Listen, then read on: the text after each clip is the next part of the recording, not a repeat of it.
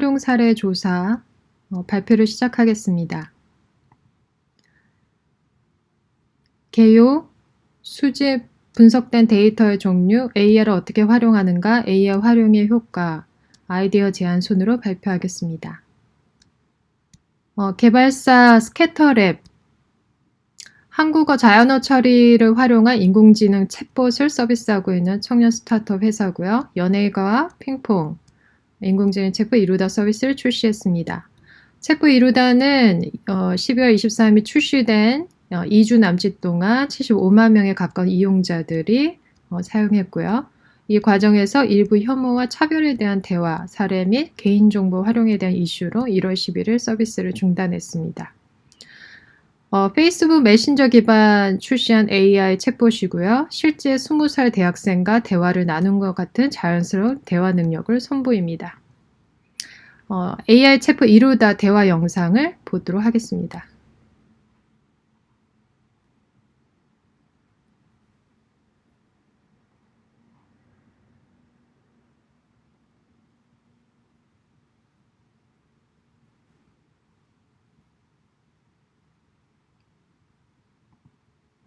스캐터랩은 자세히 다른 앱, 연예의 과학을 통해 이용자들 카카오톡 대화를 수집해 이루다 개발했었는데 개인정보 관련 구조를 충분히 하지 않았고 익명화 처리도 소홀히 했다는 의혹을 받고 있고요.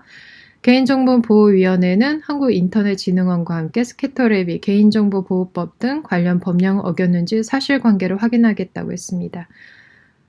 이와 비슷한 사례는 마이크로소프트사가 2016년 4월에 AI 챗봇 테일을 출시했다가 16시간 만에 운영을 중단한 사례가 있습니다. 수집 분석된 데이터의 종류, 이루다는 스캐터랩이 지난 2016년 출시한 연예의 과학과 텍스트 엣이라는 앱에서 이용자들의 카카오톡 대화 데이터 100억 건을 수집해서 수집하고 학습시켜 만든 인공지능 챗봇입니다. 연예과학 앱 같은 경우는 주 이용자가 10대, 20대이고요. 이용자들이 앱에 5,000원을 결제한 후 자신의 연인과 나눈 실제 카카오톡 대화 화면을 올리면 앱은 이를 바탕으로 연인과의 친밀도를 분석해서 제공해 줬습니다. 연예과학 앱 이용자들이 제공한 카카오톡 대화의 상대방 등 제3자들은 앱 이용 사실 자체를 인지할 수 없기 때문에 DB 삭제 요청이 사실상 불가능한데요. 스캐터랩은 연예과학으로 카톡 대화 약 100억 건을 수집했고 이 중 1억 건을 추려서 이루다 개발에 썼다고 밝혔습니다. 회사 측은 1월 15일 이루다의 딥러닝 모델과 1억 건의 데이터베이스를 파기하겠다고 발표했습니다. AI를 어떻게 활용하는가? 자연어 처리는 컴퓨터가 인간의 언어를 이해하고 상호작용하게 만드는 과정으로 인공지능 핵심 기술 중에 하나인데요. 이 자연어 처리에서 가장 화제가 되고 있는 플랫폼이 버트와 GPT-3와 트랜스포머 모델이 있습니다. 이루다는 딥러닝 모델 버트를 사용했고요. 오픈 도메인 챗봇 형태입니다. 그러면은 데뷔 2020에서 스캐터랩의 대표인 김종윤 씨가 발표한 영상을 가지고서 추가 설명을 하도록 하겠습니다. 챗봇에 두 영역이 있는데요. 목적 지향형 챗봇이 있습니다. 특정 주제에 대해서 답해주는 거죠. 우리가 뭐 시리나 빅스비나 인공지능 스피커들이 이런 역할을 하고 있고요. 하지만 오픈 도메인 챗봇은 자유 주제, 소셜 니즈, 친구 역할을 하는 두 가지 영역이 있습니다. 오픈 도메인 대화가 어려운 이유는 원투맨이 하나의 컨텍스트에 서로 다르지만 좋은 답변이 다수 존재한다라는 거죠. 그리고 무한한 대화 주제와 무한한 문장 유형으로 무한한 컨텍스트가 필요합니다.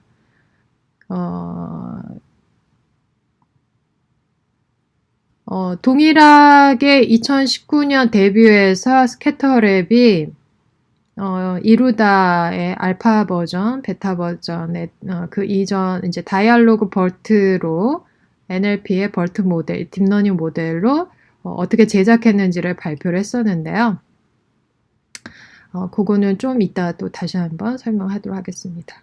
오픈 도메인 챗봇 루다를 제작했고요. 그 다음에 루다는 마이크로소프트 샤워와이스를 플랫폼을 프레임워크를 사용했습니다. 그래서 대화 컨텍스트, 그 다음에 응답에 관련된 리트리버, 그리고 랭커 해서 최종 답변 해서 이제 NLU는 진행 중인 대화를 이해하는 부분이고요. 그리고 리트리버는 응답, 후보를 가져옵니다. 그리고 이제 그 후보 중에서 가장 적합한 말을 선정하게끔 이제 되어져 있습니다. 그리고 이제 SSA라고 성능 평가에서 응답이 말이 되는지, 그리고 그 응답이 구체적인지를 또 1과 0으로 해서 판단을 하게 됩니다. 근데 루다 알파의 성능이 좀 낮게 나왔고요. 1000명의 클로즈 베타를 통해서 이제 테스트를 했고요. 그런데 이제 샤워와이스는 SSA가 높지 않아서 그러한 문제를 해결하기 위해서 루다 베타 부분, 그래서 NLU 부분을 프레임워크의 복잡도를 줄였고요. 그 다음에 응답 DB 퀄리티를 높이는 작업을 했습니다. 그리고 파인 튜닝으로 성능을 개선을 했고요. 그래서 성능 평가가 높게 나왔다라는 것입니다.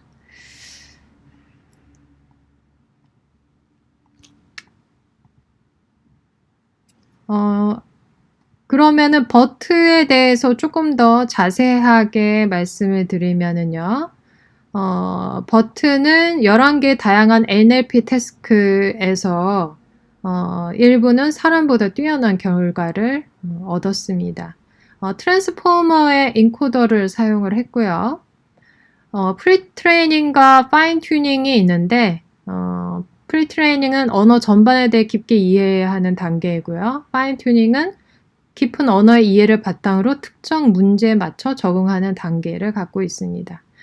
예를 들어서 이제 위키피디아의 이순신에서 이제 프리트레이닝 같은 경우에는 이제 이순신은 그 즉시 파바를 보냈다 하고 이제 그 뒤에 어떤 문장이 올 건지를 이제 예측하는 거고요.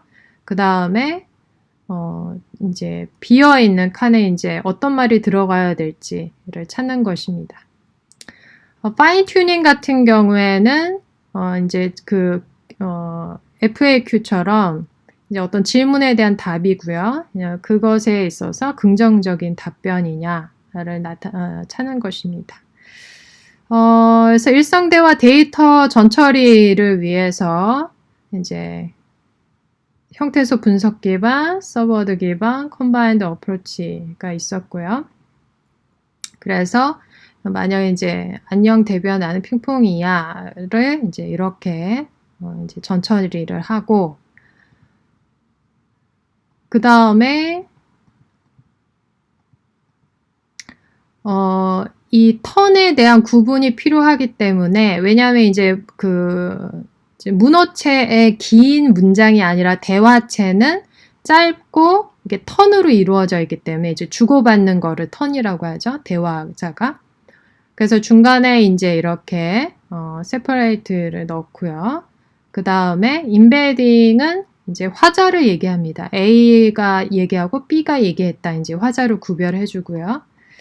이거를 통해서 각 발화 문장과 대화의 흐름을 더 잘 이해할 수 있게 되었고 TPU로 약 30일간 학습했는데 하루 이틀만으로도 충분히 좋은 결과가 나왔다라는 걸 볼 수 있습니다. 자, 그래서 이제 인풋이 있을 경우에 세 가지 태스크가 있는데 두 문장이 의미적으로 유사한지를 분류하는 것이 있습니다. 그래서 이제 한 세트를 묶어서요.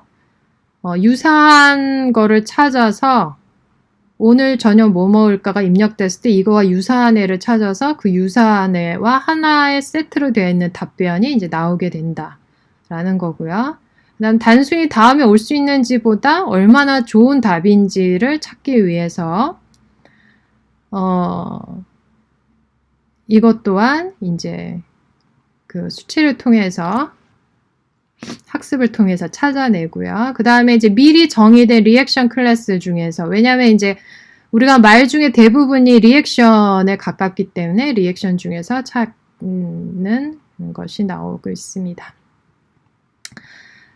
그래서 이제 대화 관련 NLP 태스크 성능했을 때 아주 좋은 결과가 나왔다라는 이제 이런 내용들이 있습니다. 또한 이제 모델 경량화의 문제도 지금 해결했다라는 것들이 있습니다.